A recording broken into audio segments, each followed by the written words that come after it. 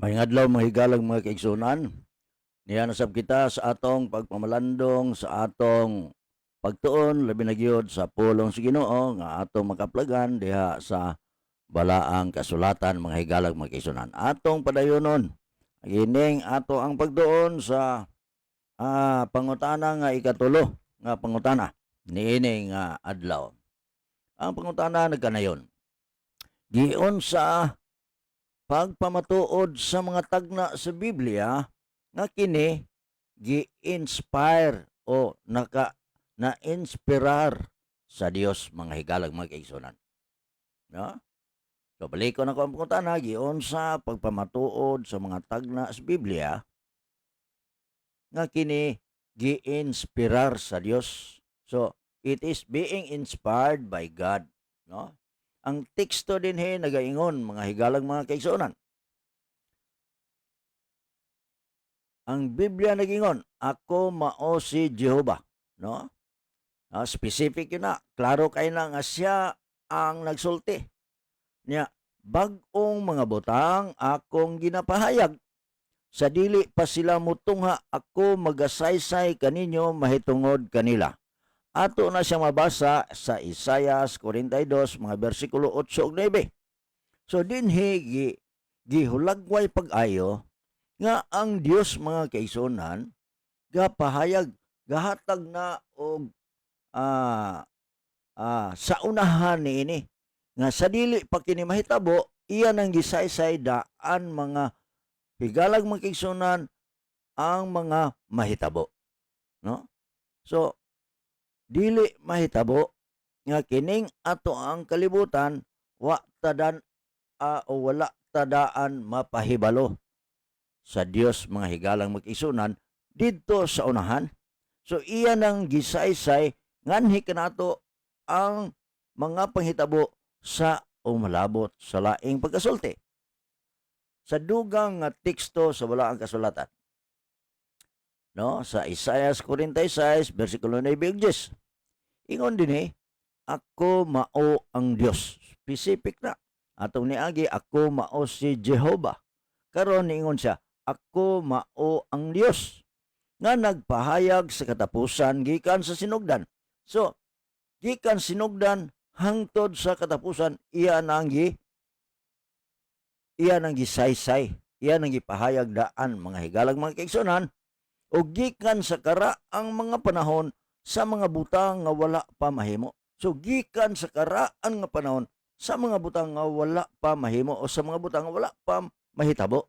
So iya nang gipahayag ang katapusan gikan sa sinugdan. O nga sa maong nga pangutana mga higalang mga kaigsunan, no?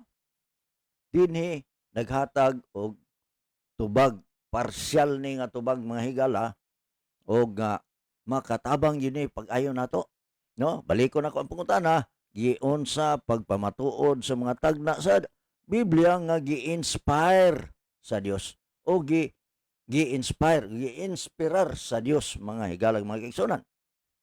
Ingon pa dinhi sa ato pagtuon, ang mga panagna sa Biblia sa umaabot nga mga panghitabo nga nahitabo mahinuklogong nagpamatuod sa balaang inspirasyon sa kasulatan. Balikon ako, ang mga panagna sa Biblia sa umaabot nga mga panghitabo nga nahitabo mahinuklogong nagpamatuod sa balaang inspirasyon sa kasulatan. Kini maoy pipila lamang kapananglitan nga natuman sa mga tagla sa Biblia. Karon dinhi dunay sulti nga mga pipila ka mga panghitabo nga natuman sa mga tagna sa Biblia nga gisulti na sa Dios mga higalang mga kaigsunan sa wala pa mahitabo. Ang una dinhi, upat ka kalibutan nga imperyo ang mutungha ni ana nga panahon nga wa gyud magahuna-una nga mo'y mahitabo sa kalibutan, no? Nitungha ang Babylonia nagahom sa kalibutan, ang Medo-Persia nigahom sa kalibutan, ang Gresya migahom sa kalibutan ug ang Roma. ato nang mabasa diha sa mga kapitulo 2, 7 ug 8 sa Daniel, mga higalang mga kaigsunan, no? So dinhi niining gisulti sa ato pagtuon, gisaysay o gipahayag na daan sa Dios mga higalang mga kaigsunan ang mga umalabot nga panghitabo. Si Cyrus nga nahimong manggugubat sa pagdakop sa Babylonia. Mabasa na siya sa Isaias 45:1 ngadto sa 3. So, sigo ang eksakto ang pagpahayag sa balaang kasulatan mga kisulan sa mga tagna niini nga kining maong nga mga tagna is inspired by God mga kaigsunan. Dahil human sa kalaglagan o human sa pagkapildi sa Babylonia, nag-ingon ng sunan nga dili na gayod pagapuy-an pag-usab.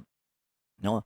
So ang Babylonia mga higalang mag-igsunan wala na gyud karon sa unsay tawag na dili na nato mga higalang mag-igsunan hingkaplagan pa ang Babylonia, no? Dili na gayod pagapuy-an sumala sa Isaias 13 bersikulo 19 ug 20 ug sumala usab sa Jeremias 51 bersikulo 37. Ang lain nga nahitabo mga kahiglaan ug mga kaigsunan. Ingon din ang Ehipto o ang Egypt dili na gayon makabaton og posisyon sa pagmando taliwala sa mga nasod. Kay ang Ehipto niagi nga murag sa mao nga karaan nga panahon nahimo siyang world power, no? Gamhanan siya sa tanan nga mga nasod. So dili na gayod makabaton og posisyon sa pagmando taliwala sa mga nasod. Ezekiel 29 mga bersikulo 14 ug 15 ug sa kapitulo 30 sa Ezekiel sa mga bersikulo 12 ug 13. No? Ang dugang mga panghitabo mga higalang mag-igsunan. Lucas 21 bersikulo 25 ug 26. Makatay og sayuta nga mga katalagman og kahadlok sa katapusan sa panahon, no? Mga panghitabo nga natuman, no? Partial pa na nga mga panghitabo mga kaigsunan. Ikaduhang Timoteo 3:1 ngadto sa 5, moral nga pagkaus-us og pagkunhod sa espirituhanon o espiritualidad sa katapusan nga mga adlaw. Karon kung ay mong tan-awon kaayo ang kalibutan, wala na kaayo pagtagad sa espirituhanong mga butang. Naa na halos sa mga butang walay pagtagad labi na gyud sa ilang espirituhanon nga kahimtang mga higalang mga igsoon. So sa maong pangutana mga higalang mga igsoon, giunsa pagpamatuod sa mga tagna sa Biblia nga kini giinspirar sa Dios. Mga katumanan ug dili ta mabalaka sa kasiguruhan nga ang Dios sa dihang iyang isulti mahitabo kini siya mag-igsoon. Hinuon dunay gitawag og mga conditional nga mga prophecy o mga tagna mga kaigsunan. Kana maabot sad siguro ta ni anang mga bahina, mga higala o mga kaigsunan.